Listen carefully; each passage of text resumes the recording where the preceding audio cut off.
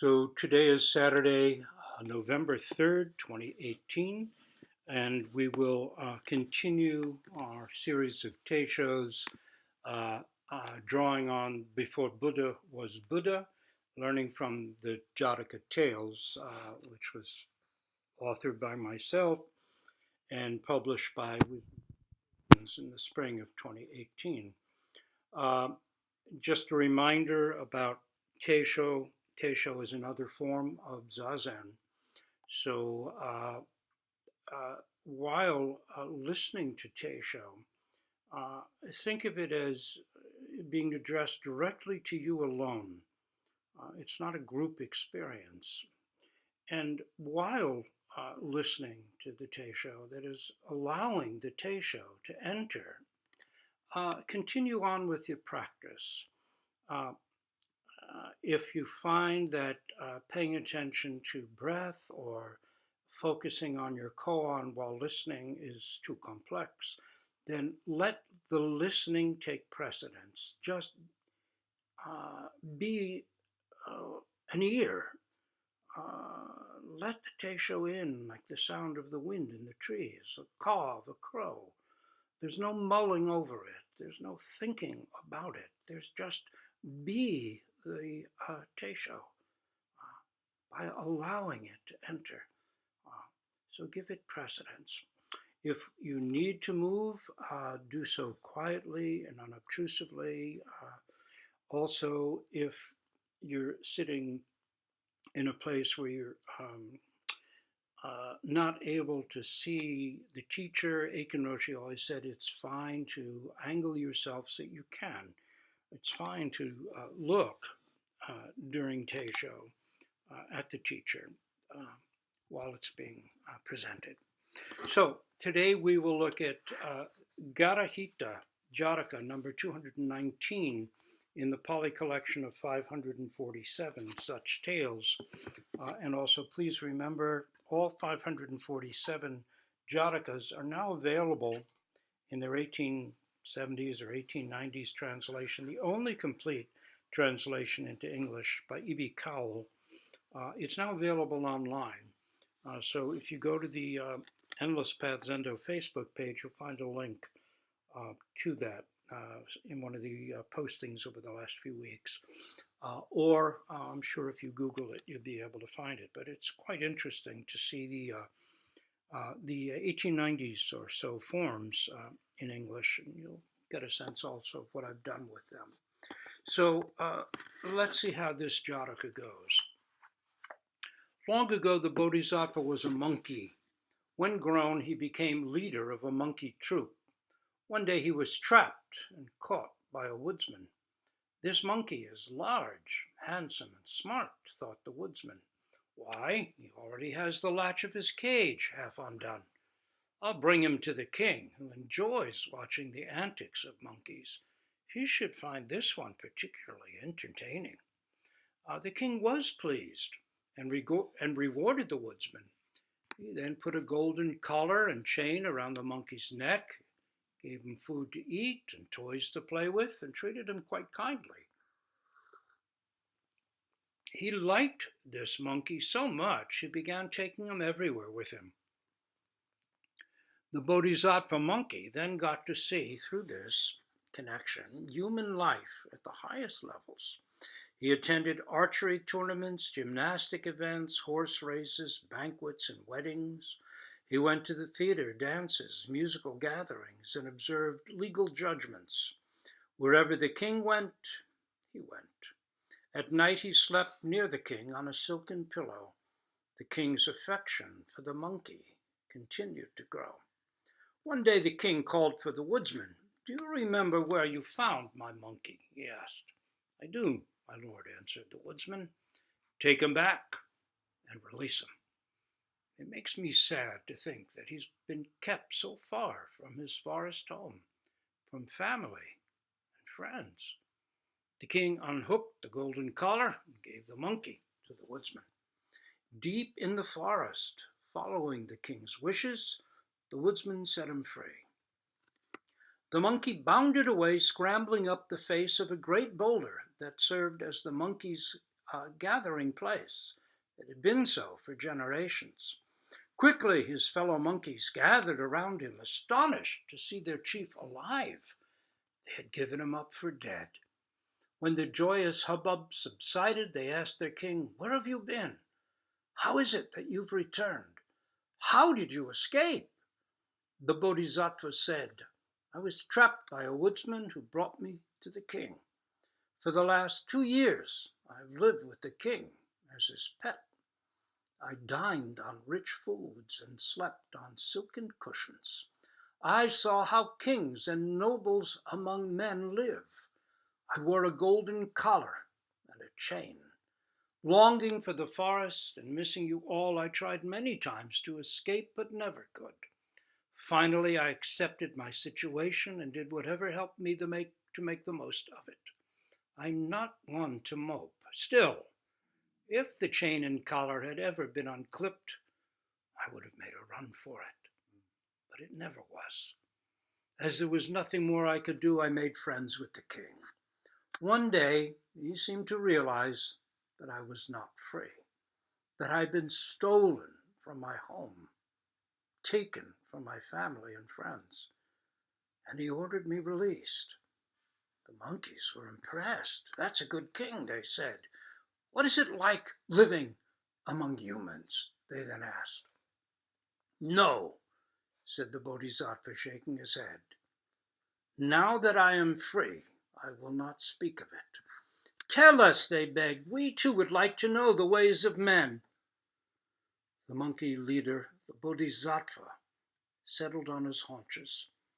"Gather close," he at last said quietly. "I don't want to raise my voice to say any of this, and I will tell this story only once." When the monkeys had gathered around him, he began. "All people, high to low, king to beggar, exclaim, 'Mine, mine!' This gold is mine," they proclaim. They look at a tree and say, "It's mine, it's my tree." At a mountain, and again, "Mine."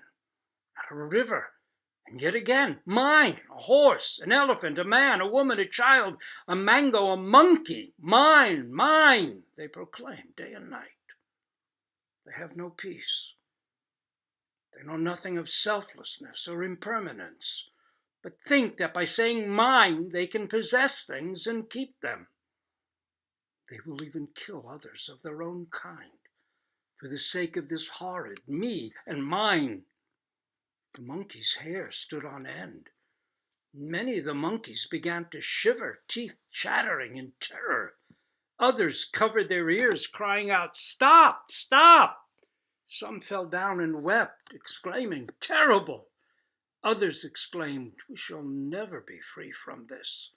Our favorite gathering place itself has been stained by our hearing of this here. It is no longer a place of comfort and good tiding. We must choose another meeting place." They scampered away, abandoning their ancestral gathering place to the jungle. Their chief, the Buddha in a previous life, painfully wise in the ways of men, went with them, never to return. So let's look at this from the ground of practice.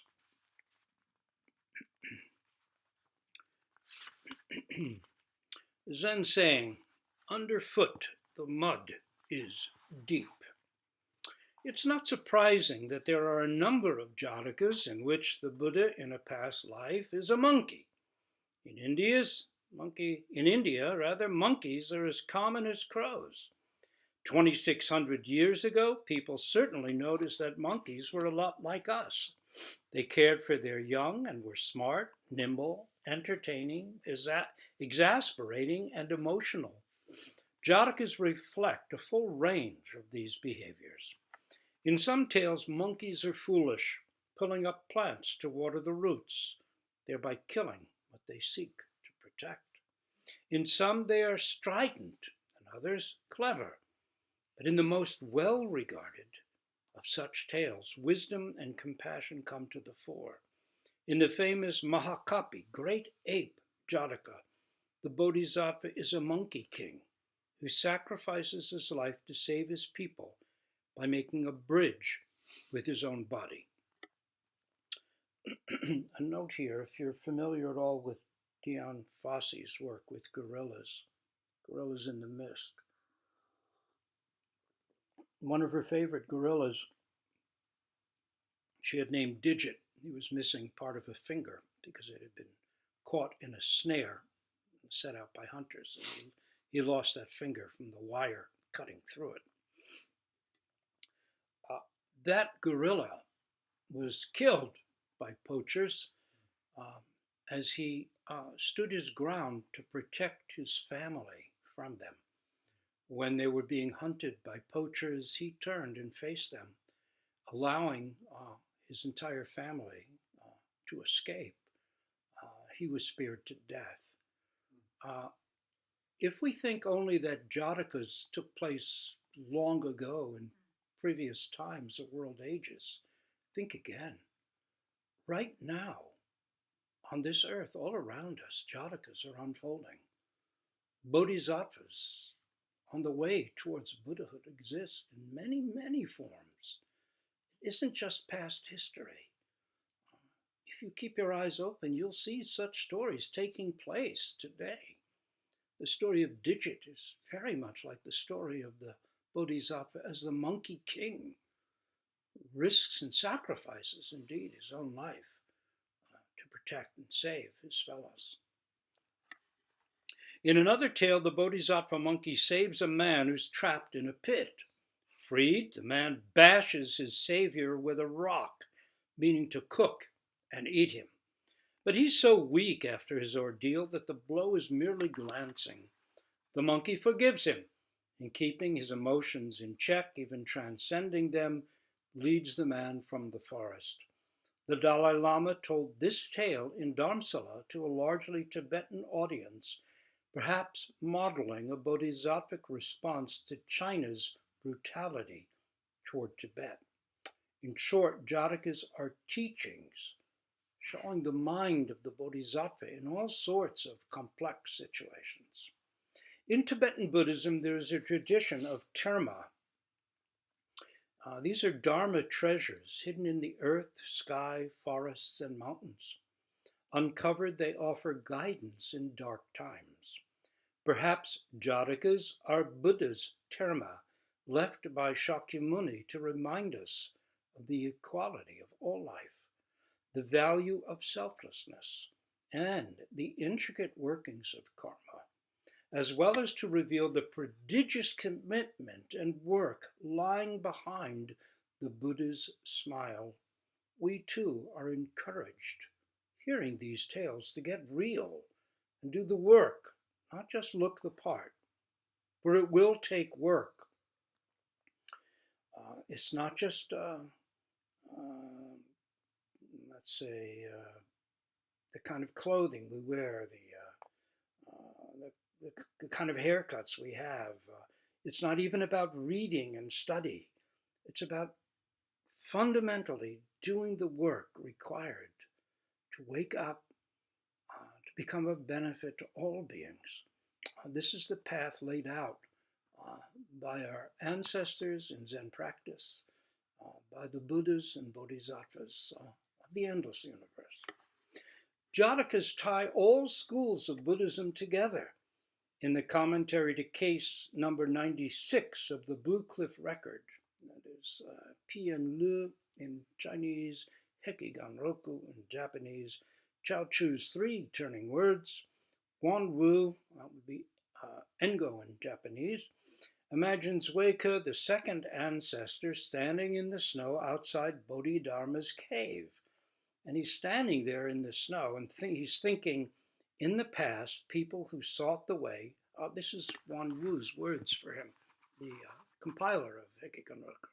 In the past, people who sought the way put their hair in the mud for a Buddha to walk on, broke their bones and removed the marrow to gain a verse of wisdom, leapt from cliffs to feed tigers. What about me? These are all Jataka references, and while we may not have the Buddhist background to recognize such allusions in Zen teaching, for instance, they're there. A very important question that one who imagines Wei Ke thinking. Okay, all these guys in the past did these tremendous things to accomplish the way. What about me?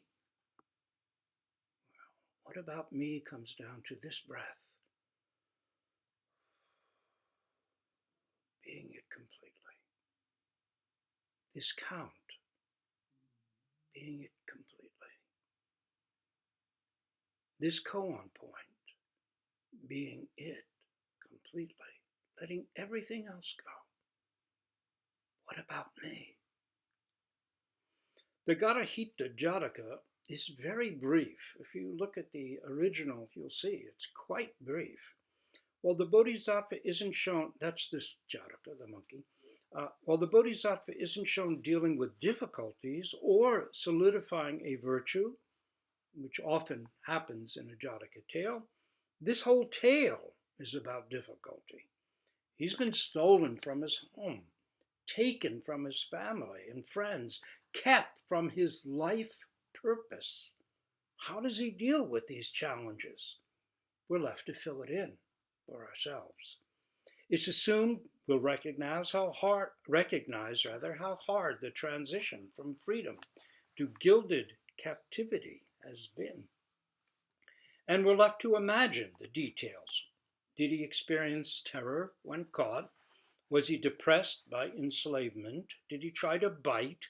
Did he tug at his golden collar, nearly strangling himself to get free?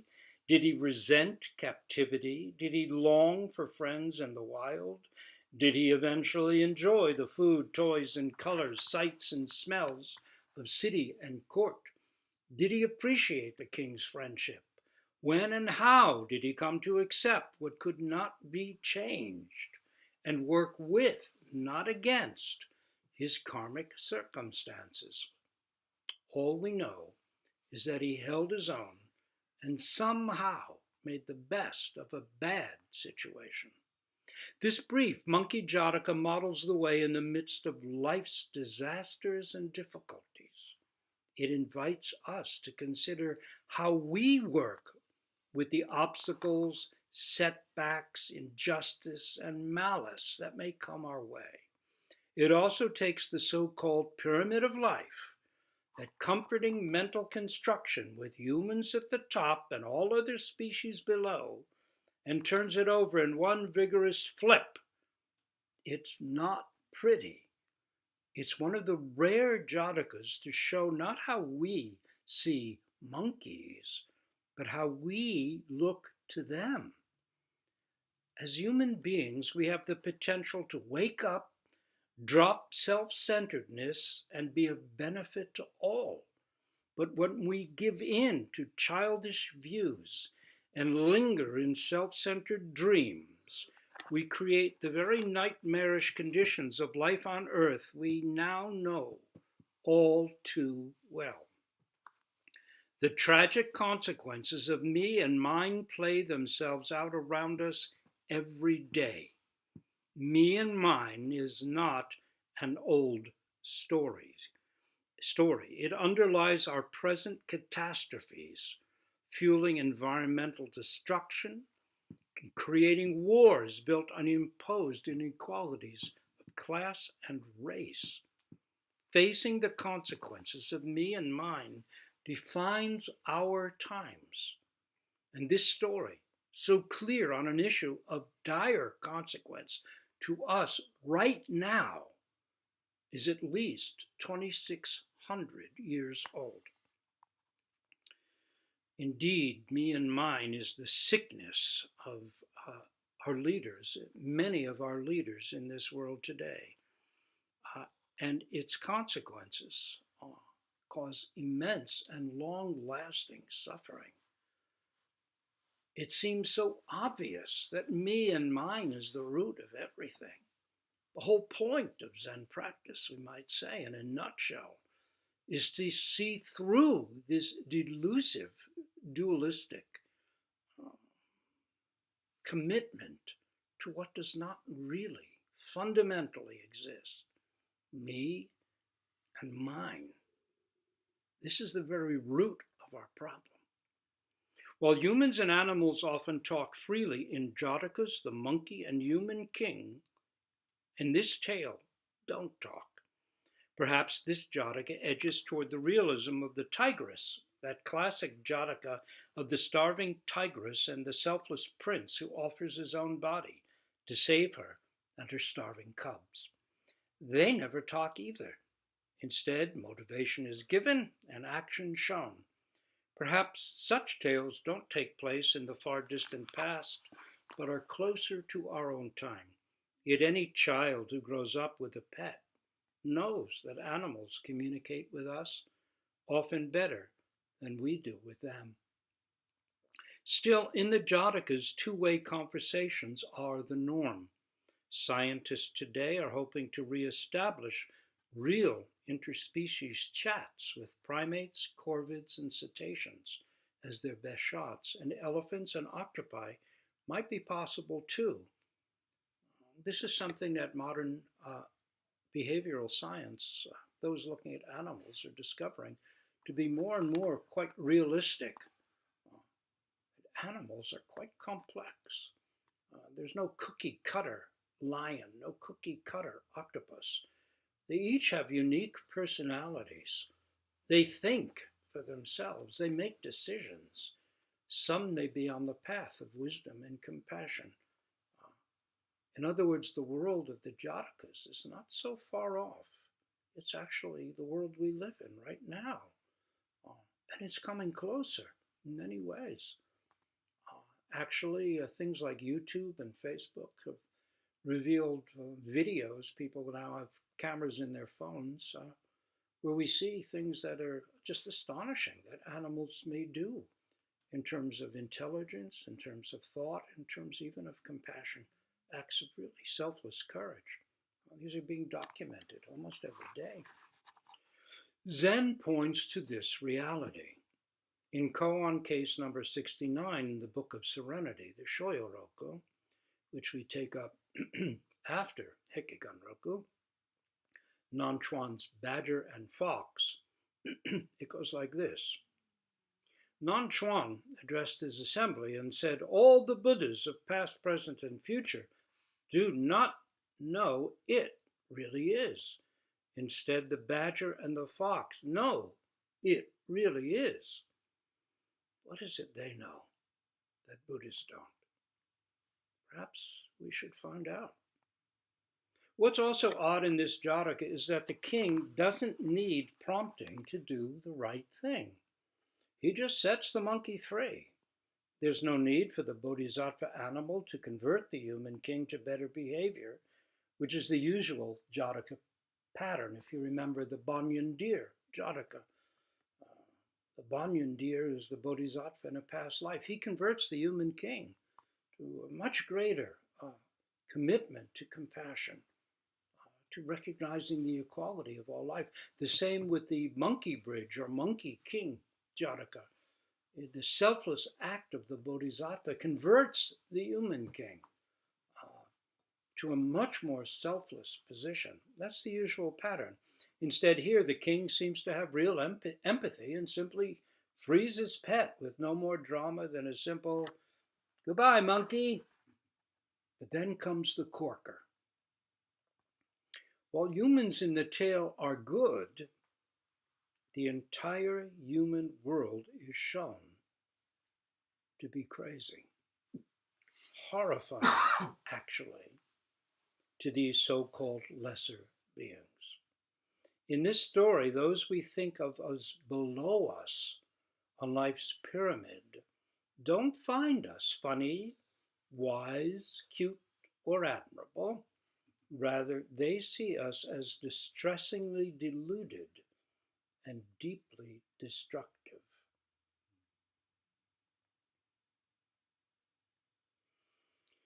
In the recent Jataka session that I did with people at the Vermont Zen Center, two of the initial Jatakas that we dealt with in that first weekend were of the Bodhisattva as the divinity or consciousness of a tree. And in those two Jatakas, we find that the Bodhisattva, as the consciousness of a tree, could extend compassion out into the world and actually make a difference, so that even trees can actualize a bodhisattvic spirit. When we think of healing plants, herbal medicines and such, it seems pretty obvious that trees can offer tremendous benefit to other beings. When we think of trees creating oxygen-rich atmospheres, they've made life itself possible on this earth. Why shouldn't we see that as part of a bodhisattvic aspiration? We know, going back to this story, that animals can be more pure in their affections than us. Perhaps you've heard of the dog, for instance, who waited every day for years at the railway station for a master who had died and would never again get off the train. And then there's the elephant who will not eat until its dog friend is well. This was an actual event shown on the news a few years back, and it's also a Jataka, number 27, the exact same thing, an elephant who would not eat until its friend was well. In fact, it was a dog, exactly like the real life story that there's a video of. Animals can be unbelievably courageous and selfless. Dogs will attack bears to save their owners and lead strangers to where a child or other dog lies hurt. They will charge through flames to save humans. Even a cat may drive off a dog to protect a child. We honor humans who do such things, seeing in their actions the highest nobility and deepest humanity, giving them medals for selflessness and heroism. Yet since animals do these things, perhaps it is not human nature we should be honoring, but our common animal one, or better, our common to all life, true nature. How courageous and compassionate animals are to befriend us, and how tolerant of our wrong thinking, alienation, and lack of intimacy, as intimacy is another word for enlightenment. How Buddha-like animals are, with hair, horns, fangs, and claws intact. Dharma practice, Zen practice, aims to help us peel away our delusion of alienation, to get beyond our self-centered solar system with me and mine as its sun. It aims to free us and the world from the nightmare that makes us feel like strangers, mere visitors to this planet and the universe, somehow entitled to do to other species what we would never want done to us. The essence of the Torah is said to be, do not do unto others what you do not want done to you. Once the Torah, the Talmud, I don't remember exactly. I think the story goes that once the famous Rabbi Hillel long ago was asked by someone who was sort of like an unbeliever whether he could expound the essence of the Torah, I guess it was the Torah, while standing on one leg. In other words, it had to be very short because you can't stand on one leg for very long. And he said, do not do to others what you do not want done to yourself. All the rest is commentary. Zen practice allows us to reclaim our intimacy with ourselves and with all life. It's not something we have to get, but ours from the start, if we only knew it. If me and mine even temporarily fall away, there it is. We begin meditation practice because we have some sense that the self-centered drama with us in this starring role and everything and everyone else off to one side is dangerously skewed. We start to sit. We experience our breath. We begin to question. In time we ask, where is this me that assumes it owns all this and has dominion over it? What is this mine made of? Intimacy means waking up and seeing what's been here from the start. It can be overwhelming in a good way. Yet our seeming separation promises so much that, like addicts, we return to it again and again.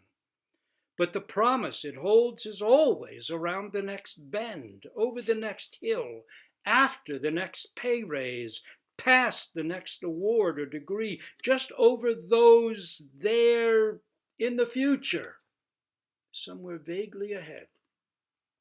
Jam yesterday and jam tomorrow, but never jam today, as the Queen says to Alice. But what about today?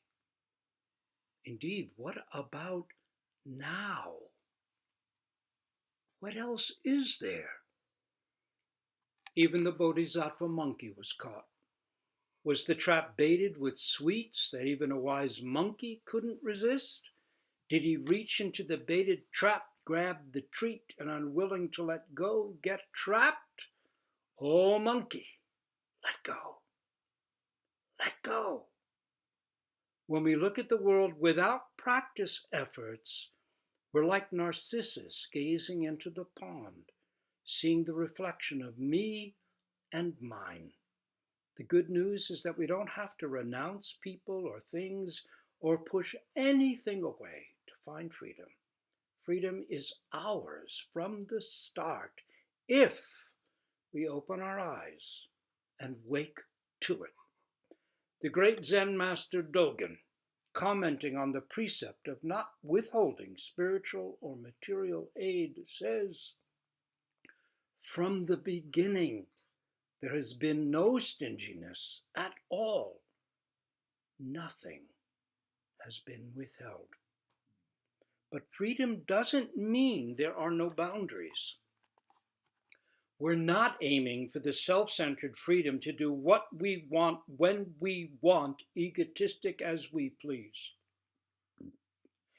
Zen freedom means freedom from egotism, worlds away from anything goes. Since there is no me or mine, I'll take your laptop. It belongs to no one, is wrong thinking. Buddhist precepts are clear. Self-centered interpretations of emptiness won't do. Zen practice doesn't give us anything that isn't already ours. It just helps us live in the truth of things as they truly are. The consequences of failing to accord with this are not just personally tragic. Because we think, and worse, feel, that we are the center of everything, we can't help but cause harm. Glaciers melt, species and forests die, never to return, and countless beings suffer, all because of an error in the way we use our own minds. Really, just look at what's going on right now in our culture, around the world. It's all stemming from the way we human beings use or misuse our own minds. If we can learn to use our minds properly, this earth could be a completely different place. It's up to us. It's really up to us. Me and mine is our problem. One moment of freedom from it brings benefits, not in esoteric, mystical ways, but in simple, ordinary ones. As we intrude less into our own lives and the lives of those around us, we cause less harm and live with greater satisfaction and equanimity, wisdom, and empathy. My job becomes my job. My tree is free to be my tree. and so on.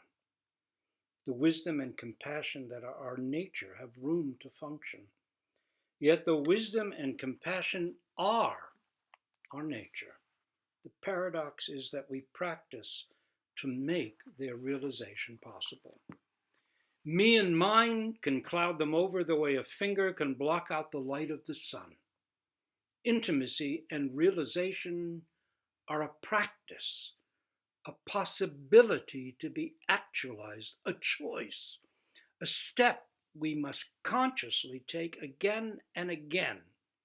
We work at it in the Zendo and in our lives. And while we're not in dominion on this earth, microbes, and given their sheer numbers, insects probably hold that position, we still have so much technological and economic power that the choices we make, the things we do and do not do, affect countless other lives, human and non-human, for good or ill. Long ago, the Buddha, as a monkey, saw the horror of mind, the disease that still clearly plagues us. The good news is that the illness can be cured. Dharma teachings, Zen practice are medicines. Absorbing ourselves in Zazen, counting or experiencing the breath, sitting fully aware in thinking, not thinking of just sitting, shikantaza, focusing on a koan, as well as taking responsibility for our lives, upholding precepts, apologizing when we've gone wrong, and learning to let self-centeredness fade. All of this is medicine, helping us learn to at least temporarily set me and mine aside. Then our original mind can come forward. When the waters of the old pond settle and the waves become still, when all is quiet and the pond transparent as air, you can sometimes see all the way to the bottom. Tell me, what is there?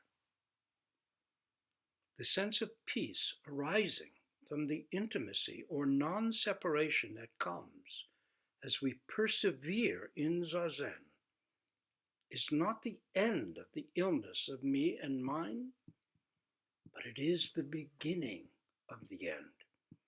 Perhaps one day, if we continue, we too will be wise as monkeys. So we'll stop here. We have a few minutes.